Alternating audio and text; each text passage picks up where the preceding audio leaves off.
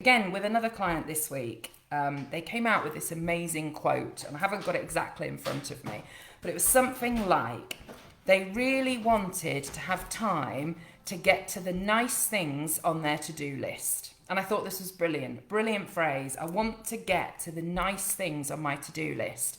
Now, what they meant by this was not going to the spa or going out for a meal or doing any of those self-care, if you like, or life things. What they meant by nice things on their to-do list was things like writing an article or a blog, doing a bit of research into an area that they work in so that they have a genuine interest in learning and they wanted to learn more about it. Those were the nice things they were talking about. And what we were exploring, as I do with so many lawyers, is this idea that because we've grown up with it from when we were baby lawyers, that the only thing that matters is billing the clients. The only thing that matters is chargeable hours, recording them and getting that bill to the client.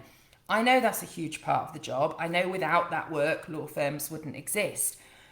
But it's not all the job is. And in fact, for me, and I think for many other people, if that's all we did, it would be a really boring job and not very fulfilling. And I don't know that we'd get everything out of it that we want if that's all we did. So all those nice things that the client was talking about, the business development, the client relationships, the learning, those are not just nice to haves, they're vital parts of the job. And so what I do in my book and in loads of my trainings and things, and I'm doing here now with you, is trying to get more people to see that as important as the billing and the client work is, it's not all the job. These other things are not just nice to haves, they're really important. And for some people, me included, they're what keep us in the profession.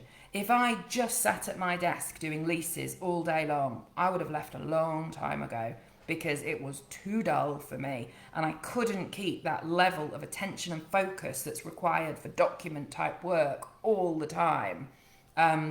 It's these other things, this switching it around, changing it, interacting with other people, feeding our quest is the best word that can come to me, quest for more knowledge and for more learning. Us in the profession are bright people who've been learning from a young age to get to where we are now. And then to think that suddenly we don't have time to learn anymore because we're too busy just doing the day job.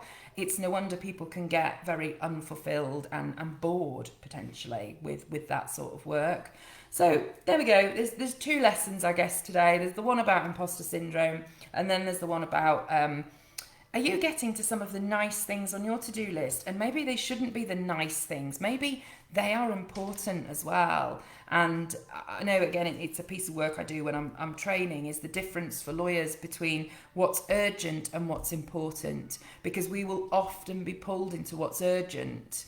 Maybe urgent for the client. It may actually not even be that urgent for us. It might be the client's priority. And actually for us or for our development or for our firm or whatever, it might not be. And we sometimes don't stop to think about the important things and that actually they need the attention sometimes over what a client might be shouting for or expecting, etc.